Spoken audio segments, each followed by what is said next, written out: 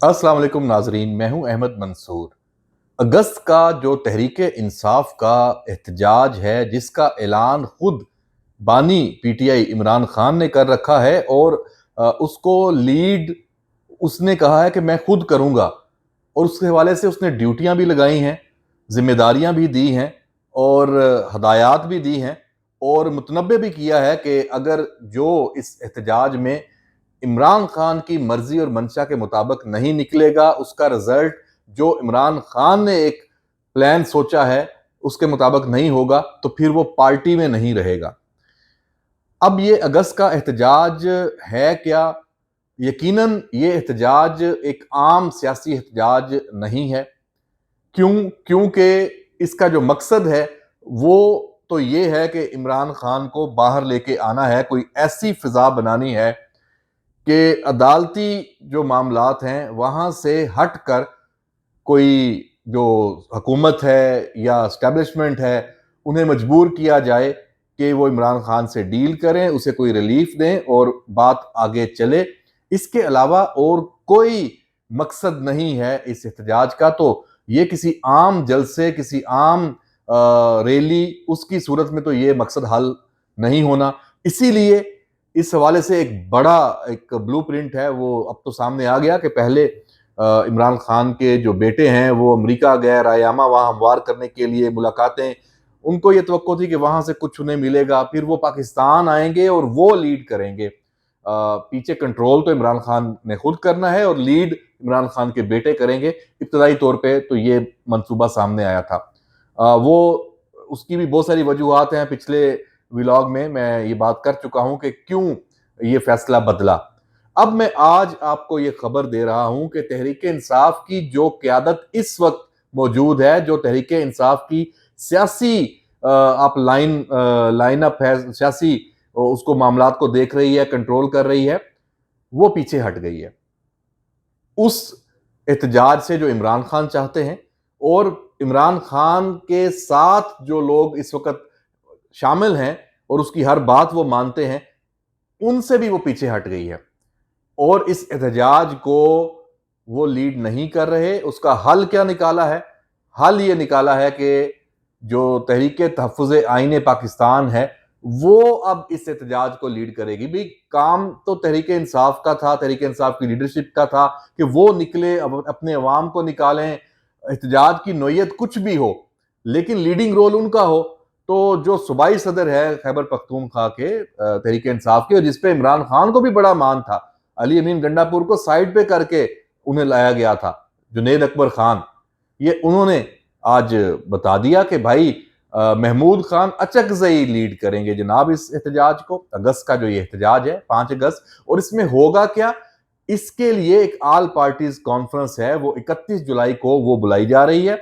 वहां फैसले होंगे कि ये एहतजाज पूरे मुल्क में कहां कहां होना है, किस तरीके से होना है, अहदाफ क्या होंगे। तो तहरीक इंसाफ ने खुद जो लीडरशिप है वो पीछे चली गई और आगे कर दिया महमूद खान अचकजई को, और बाकी जो आप ये भी कह सकते हैं कि हार्ड लाइनर्स को आगे कर दिया, क्योंकि इनको खतरा है कि फिर कुछ 9 मई जैसा होगा तो सख्तियां आएंगी। तो ये लीडरशिप, अच्छा ये लीडरशिप अब ये भी जानती है और चाहती है कि ये जो इमरान खान और उसके साथ जो लोग इस तरह की पॉलिटिक्स कर रहे हैं, जिसकी वजह से पार्टी इस हाल पे है, खुद बानी पीटीआई इस हाल पे है, ये ठीक नहीं है।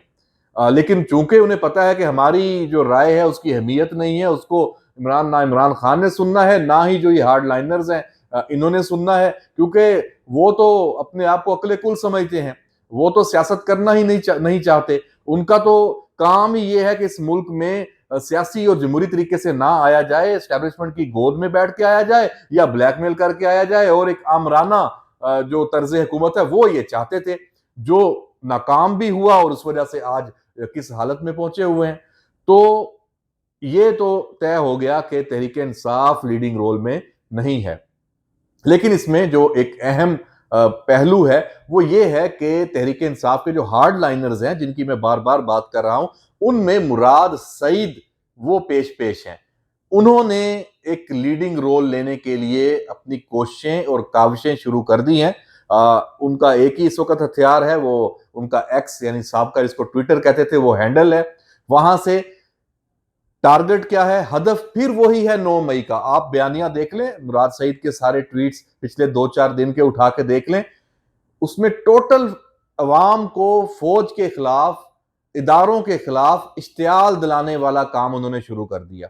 हर वाक़े को लिंक कर रहे हैं और अपने अवाम को, और उन्होंने ताना भी दिया मालाकंड और स्वात के अवाम को कि ये नहीं निकल रहे और यहाँ पे कॉम्प्रोमाइज पोजीशन में। अच्छा, उन्होंने ये भी कहा कि जो लोग अब इस एहतजाज के लिए मोबिलाइज करने के लिए कोशिशें कर रहे हैं, उन पे भी सख्त वक्त आ गया है। उन्होंने कुछ नाम भी एमएनएस के भी दिए, एमपीएस के भी दिए हैं, और साथ कहा है कि उनको अवाम की सपोर्ट की जरूरत है। साथ ही साथ जो साबका जो कबायली इलाके हैं जो अब केपीके में जम हो चुके हैं, उस हवाले से भी आग लगाने की कोशिश है।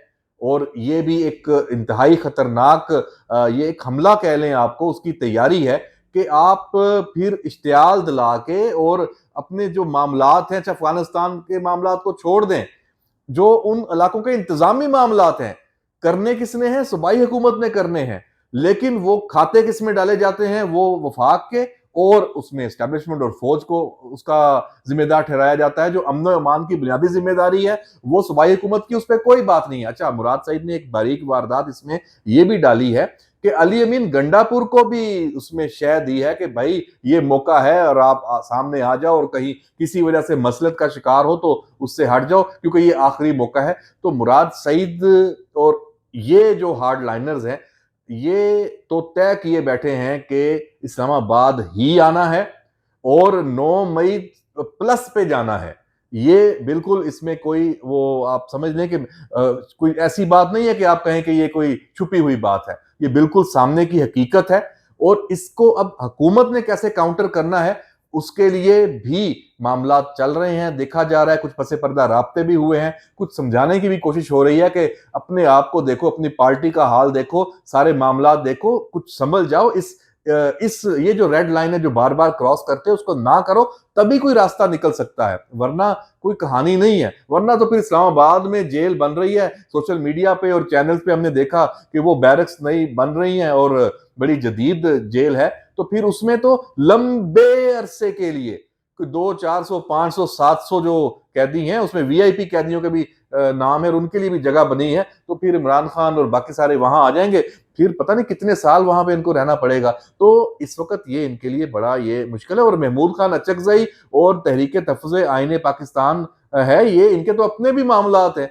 इन्होंने तो इस चक्कर में देख लीजिएगा पीटीआई को भी बेच देना है, और फिर कोई सौदा शोदा करके, और देख लीजिएगा कि तकरीरें बड़ी खतरनाक करेंगे, बड़े इल्जामात भी लगाएंगे, धमकियां भी देंगे, लेकिन पीछे इनकी गेमें भी चल रही होती हैं। माजी में आप देख लें, तारीख उठा के देख लें, इनकी तकरीरें कुछ हो रही होती हैं, पीछे सौदा कुछ हो रहा होता है। अभी फिर यही होगा, और इमरान खान जो इस एहतजाज से फिर आस लगा के बैठे हैं, वो अपने ही कुछ और लोगों के का फायदा कर जाएंगे, वो हुकूमत के साथ, और अपने मामला वो सीधे कर लेंगे। और जो बाहर से उम्मीदें थी, जो एक बैरूनी मदद मिलनी थी, वो नहीं मिलेगी। और उसका हाल देख लिया, अमेरिका से इमरान खान के दोनों साहबजादे वो नाकाम वापस लौटे।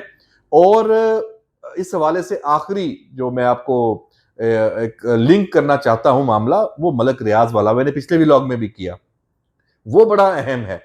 उसमें और कार्रवाइयां और एक्शन भी नजर आएंगे, और आपको कुछ दोबारा सुनगुन मिल रही है कि सोशल मीडिया पे भी बड़ा क्रैकडाउन एक दफा फिर हो रहा है। हमें सुनगुन ही मिलती है इस वाले से, तो हम देखते हैं कि बस थोड़ा बहुत ये एक कहते हैं कि शुगल मेला लगता है, फिर मामला उसी तरह चल रहे होते हैं। इस मामले में पता नहीं हुकूमत कब संजीदा होगी कि कोई ठोस कदम है वो उठाएगी, और जो या फिर यह है कि फिर ये दावे करने और ये बातें करने बंद कर दें, और जो जो कह रहा है, जो कर रहा है सोशल मीडिया पे करता रहे, फिर तो कोई इशू ही नहीं है। तो बहरहाल देखते हैं कि इस अब कुछ होने जा रहा है कि नहीं, क्योंकि मुझे एक इस हवाले से प्रेस कॉन्फ्रेंस याद आ रही है चंद दिन पहले ही, जो तलाल चौधरी ने की है और बैरिस्टर अकील ने की है। और उस प्रेस कॉन्फ्रेंस का जो मकसद है वो इन सोशल मीडिया एप्स के हवाले से था कि अब डायरेक्ट हुकूमत उनसे बात करने जा रही है, उन कंपनियों से, जैसे यूट्यूब है, फेसबुक है, टिकटॉक है, एक्स है, ट्विटर है।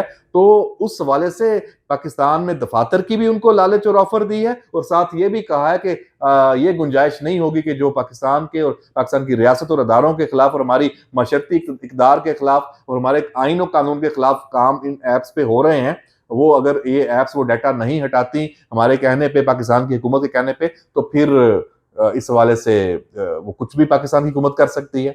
तो ये चीजें अभी चल रही हैं, तो देखते हैं 31 जुलाई को क्या फैसला होता है।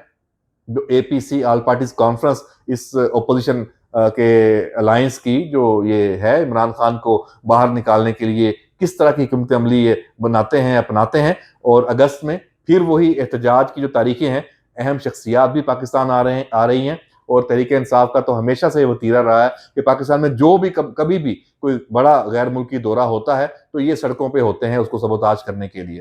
तो बहरहाल हुकूमत और वजीर दाखिला का फिर इम्तिहान सामने आने वाला है। हम भी नजर रखेंगे और आपके साथ शेयर करेंगे, कोई भी नई मालूमात इस हवाले से आएंगी। इजाजत दीजिए, अल्लाह हाफिज।